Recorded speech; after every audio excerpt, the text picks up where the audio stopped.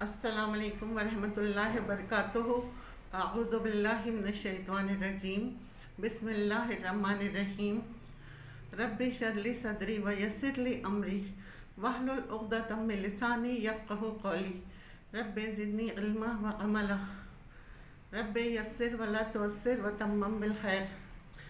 آج میں آپ کو سورہ طٰہٰ کی فضیلت اور اس کی اہمیت کے بارے میں بتاؤں گی۔ یہ مکی صورت ہے، یہ ہجرت مدینہ سے پہلے نازل ہوئی تھی۔ قرآن کی ترتیب میں یہ 20ویں نمبر پر ہے۔ اس صورت کی ابتدا طٰہٰ سے کی۔ طٰہٰ جو ہے وہ اللہ کے نبی صلی اللہ علیہ وسلم کا اسم گرامی ہے۔ اللہ کے محبوب کے تذکرے سے اس صورت کو شروع کیا گیا، کیونکہ اللہ کے محبوب نے اللہ کی محبت میں اپنی ابدیت کی ایسی شان دکھائی، اور قرآن کریم جو کتاب انہیں عطا ہوئی تھی اس کے اتباع میں ایسے گھلتے تھے کہ خود اللہ تبارک و تعالیٰ کو یہ کہنا پڑا کہ طٰہٰ ما انزلنا علیک القرآن لیشقیٰ، اے طٰہٰ ہم نے یہ قرآن تجھ پر اس لیے نہیں اتارا کہ تو مشقت میں پڑ جائے۔ تذکرۃ لمن یخشیٰ، یہ تو صرف ایک نصیحت ہے ڈرنے والوں کے لیے، آپ ان کو کہہ دیجئے۔ صحابی رسول حضرت موکل بن سیرہ سے روایت ہے کہ نبی صلی اللہ علیہ وسلم نے ارشاد فرمایا کہ مجھے سورہ بقرہ ذکر سے عطا کی گئی، اور سورہ طٰہٰ اور سورہ طور حضرت موسیٰ کی تختیوں سے عطا کی گئی۔ سورہ طٰہٰ اور سورہ بقرہ کی آخری 2 آیات عرش کے نیچے موجود خزانوں سے عطا کی گئیں۔ حضرت ابو ہریرہ رضی اللہ تعالیٰ عنہ سے روایت ہے کہ رسول پاک صلی اللہ علیہ وآلہ وسلم نے فرمایا، اللہ تعالیٰ سورہ طٰہٰ اور سورہ یاسین کے ساتھ حضرت آدم علیہ السلام کی تخلیق 1000 سال پہلے اللہ تعالیٰ نے اس سے کلام فرمایا، اور جب فرشتوں نے قرآن مجید سنا تو کہنے لگے کہ اس امت کو مبارک ہو جن پر یہ کلام نازل ہوگا، ان سینوں کو مبارک ہو جن میں یہ قرآن محفوظ ہوگا، اور ان زبانوں کو مبارک ہو جن سے یہ کلام پڑھا جائے گا۔ اللہ اکبر۔ حضرت عمر فاروق رضی اللہ تعالیٰ عنہ اسلام قبول کرنے سے پہلے اس سورت کی ابتدائی آیات پڑھ کر پکار اٹھے۔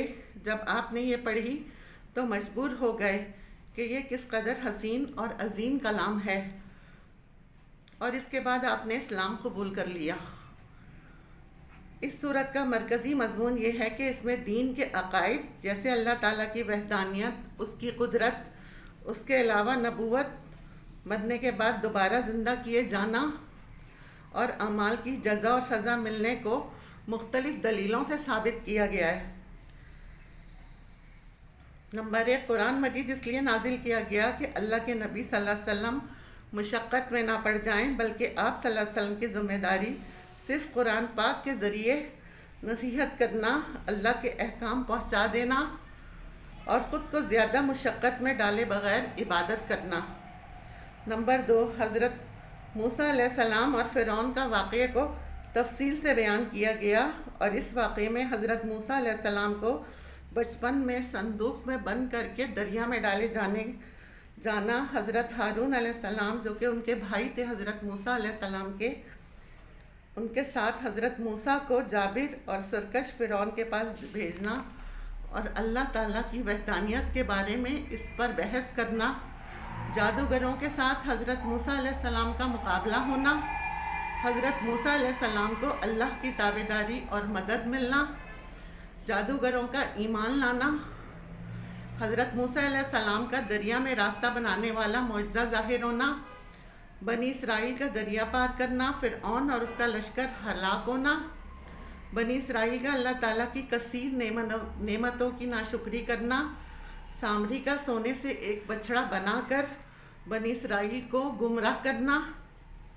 یہ سب اس میں شامل ہے۔ نمبر 3، جو قرآن مجید سے منہ پھیرے اس پر ایمان نہ لانا اور اس کی ہدایت سے فائدہ نہ اٹھانا۔ نمبر 4، قرآن کی ہولناکیاں اور اس دن کے اصول بیان کیے گئے ہیں۔ نمبر 5، حضرت آدم علیہ السلام اور ابلیس کا واقعہ بھی بیان کیا گیا ہے۔ نمبر 6، اللہ تعالیٰ کی ہدایت اور روگردانی کرنے والوں کے انجام کا ذکر کیا گیا ہے۔ نمبر 7، اللہ کے نبی صلی اللہ علیہ وسلم کو کفار کی اذیتوں پر صبر کرنا، اللہ تعالیٰ کی ہدایت پر قائم رہنا اور گھر والوں کو نماز کی تلقین کی گئی ہے۔ نمبر 8، فرمائشی معجزات طلب کرنے والے کفار کو رد کر دیا گیا۔ یہ سب اس میں بیان کیا گیا ہے۔ اس کے بینیفٹس ہیں: جس لڑکی کی شادی نہ ہوتی ہو، رشتے میں بندش ہو، تو 21 مرتبہ ایک ہی نشست میں اس صورت کو ختم کیا جائے تو بہترین رشتہ مل جاتا ہے اور طے بھی ہو جاتا ہے۔ تمام گھر والے مل کر 21 مرتبہ ایک دن بیٹھ کر پڑھ لیں اور دعا کریں، انشاءاللہ تعالیٰ اللہ پاک خیر کریں گے۔ اگر یہ عمل شب جمعہ میں کریں تو زیادہ پر اثر ہے۔ اگر ایک مرتبہ میں کام نہ ہو تو دوبارہ پڑھ لیں، انشاءاللہ تعالیٰ بہترین رشتہ مل جائے گا اور پھر وہ فوراً ہی طے بھی ہو جائے گا۔ جو انسان اللہ سے غافل ہے، قرآن پر عمل سے غافل ہے، جس کے اندر غفلت اور بے دینی ہے، ان کے لیے اس صورت میں بڑی تاثیر ہے۔ یہ اگر تلاوت کر کے پانیاں کھانے پر دم کر کے کھلایا جائے تو اللہ تعالیٰ اسے اپنی محبت سے سرشار کر دیتے ہیں۔ اللہ اکبر۔ اور دل دنیاوی علائشوں سے پاک ہو کر عبادت کا شوق پیدا ہو جاتا ہے۔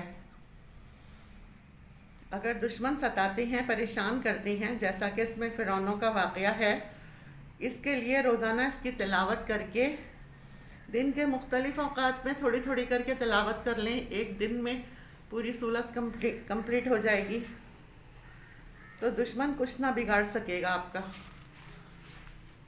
اللہ تعالیٰ ہمیں عمل کرنے والا بنائے اور ثابت قدم رکھے۔ آمین۔ وآخر دعوانا ان الحمد للہ رب العالمین۔